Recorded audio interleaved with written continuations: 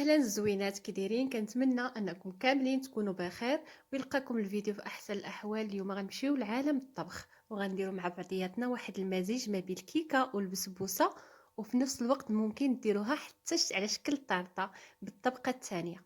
المهم انا استغنيت حتى لاخر لحظه على الطبقه الثالثه حيت ما لقيتش المول اللي كيتحل من الجناب، مع كنا في هذا الوقت هذه كنتحولوا. وقولوا لي واش نتوما كطرى لكم، يعني حتى كتبغيو توجدوا شي حاجه وما كتلقاوش شي مكون ما كاينش وكتبدلوا المقادير اللي بغيتو ديروا. المهم بالنسبه للمقادير نعطيكم ديال المقادير كاملين، وممكن نتوما تستغناو على الطبقه الثانيه اولا ديروها.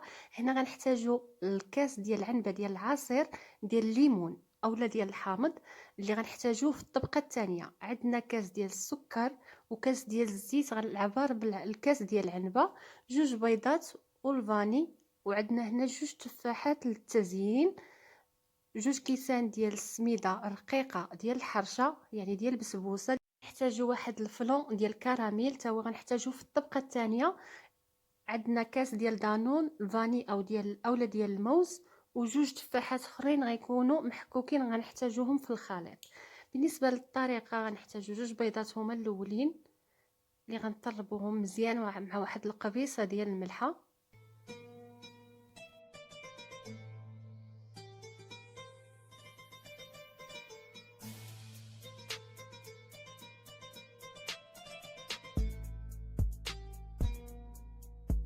هنا البنات ضروري كنضيفوا واحد الكاس ديال السكر حبيبات. الكاس ديال السكر تعبروه بالكاس ديال العنبه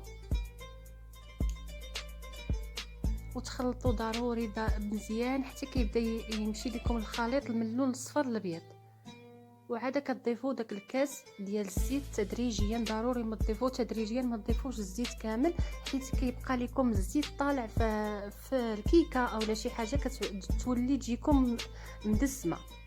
هنايا البنات راه ما كانش نافعني الطراب ديال اليد، درت هذا الطراب ديال الضو حيت خاص البيض ضروري الخليط ديال البيض حتى كيولي بيض.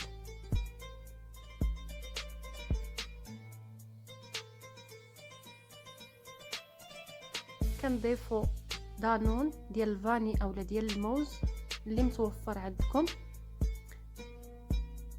هنا البنات كيف قلت لكم انا منين ما لقيتش المول زدت واحد شويه ديال العصير ديال الحامض زدته على الخليط، يعني نتوما ممكن تستغناو عليه، ولكن جات الكيكه رائعه في المذاق ديالها. ومن بعد ضفت هادوك جوج تفاحات اللي حكينا القشور ديالهم من احسن يكون التفاح الاحمر صافي. وكنبدا نضيف درت الفاني حتى هو، وكنبدا نضيف السميده رقيقه تدريجيا حتى هي، وكنزيد عليها من بعد الدقيق الابيض، نص كاس ديال الدقيق الابيض.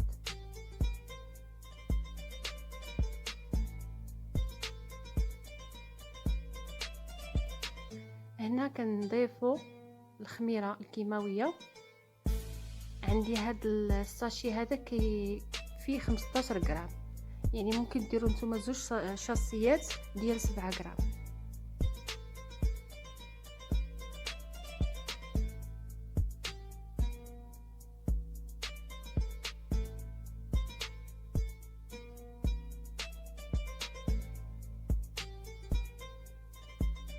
وبالنسبه للبنات اللي غيبغيو يديروا الطبقه الثانيه اللي كتجي رائعه، صدقوني كتجي رائعه، شي نهاريات نعاود نجربها معكم. بقاو معايا في الاخر نوريكم كيفاش يعني ديروا الطبقه الثانيه. هنايا خديت المول حيت ما لقيتش المول اللي كيتحل من الجناب، خديت المول اللي دهنته بالزبده ورشيته بالسميده ودرت فيه الخليط. وكناخذ هنايا التفاح نحاول نحيد ليه هذاك اللب ديالو ونخليه بالقشور، هو اللي غنزين به. وكيف قلت لكم يعني من احسن يكون التفاح الاحمر، كيجي رائع في هاد التورتات. وبالنسبه للتزيين كناخذوا هنايا تفاح شرائح وكنبقاو نزينوا بهذه الطريقه هذه. هو من احسن يكون المول كيتحل من الجناب ويكون دائري. المهم غنكمل حتى نكمل الشرائح اللي عندي ونغطي يعني الكيكه ديالتنا كامله. هنايا الا بغيتو ديروها البنات في الطبقه الثانيه، يعني باش تجيكم بحال الشكل ديال الطارطه، وكتجي المذاق ديالها رائع بزاف. غير جربوها.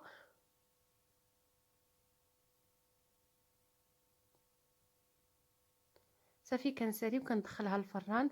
الطريقه ديال الطياب ديال الكيكه اولا البسبوسه اولا اي طارطه، انا كيفاش كنطيبها؟ كندخلها الفران يكون بارد، وكنشعل عليها الفران، وكنخليها طيب على خاطرها، وما كنحلش الفران حتى كنحس بها عطات الريحه ديال الكيكه. عاده كنحل عليها باش نشوفها واش طلعت او لا.